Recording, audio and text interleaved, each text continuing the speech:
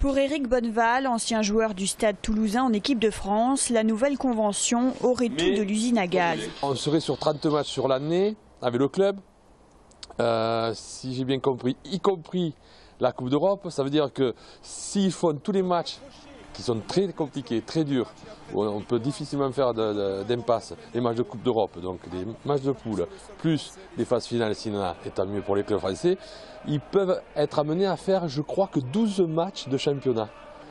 C'est-à-dire moins de la moitié. Ça me paraît très compliqué pour un club. On prend Toulouse, Stade Toulousain.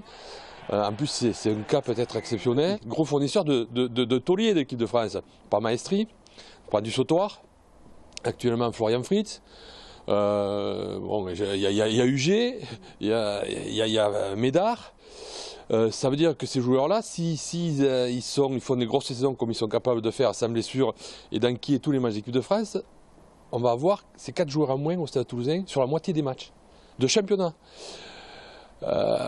Ça veut dire que la gestion des joueurs et que les joueurs qui vont être derrière, c'est comment on fait quoi. La Dépêche du Midi a annoncé aujourd'hui la démission de Jean-René Bouscatel, le président du Stade Toulousain, de ses fonctions à la Ligue pour montrer son désaccord, même si pour l'instant l'information n'est pas confirmée. Je comprends parce que ne pas avoir les bons joueurs et les très bons joueurs, parce que le Stade Toulousain, il ne faut pas être un bon joueur, il faut être un très bon joueur, comme Clermont, comme Toulon, de ne pas avoir les meilleurs joueurs, ça peut être dangereux sur toute une saison où ils doivent impérativement être dans les 6 premiers, impérativement se qualifier pour la Coupe d'Europe.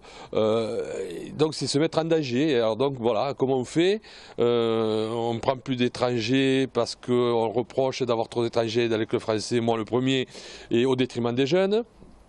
Mais si on met les jeunes qui sont bons, qui sont pris en équipe de France, alors on ne va plus avoir assez de temps pour les faire jouer. Enfin, il va falloir vraiment trouver un juste équilibre. Il faut peut-être que ça se mette en place une première fois, de voir comment ça fonctionne. Je pense que des deux côtés, il y a des gens assez sensés, assez intelligents pour que ça soit profitable aux deux parties, que ce soit au club et à l'équipe de France. Cet ancien 3/4 L de l'équipe de France admet l'argument santé physique des joueurs, mais estime que le débat n'est pas là. Le rugby était beaucoup moins dur, donc on en faisait beaucoup plus. On faisait entre tous les matchs de championnat, alors en plus il y avait des poules, c'était on faisait plus de 40 matchs. Entre les matchs de l'équipe de France et les tournées, parce qu'on avait des tournées pareilles, les matchs du manoir, et puis nous on était dans une logique où on voulait jouer. Enfin on n'était pas là pour ne pas jouer.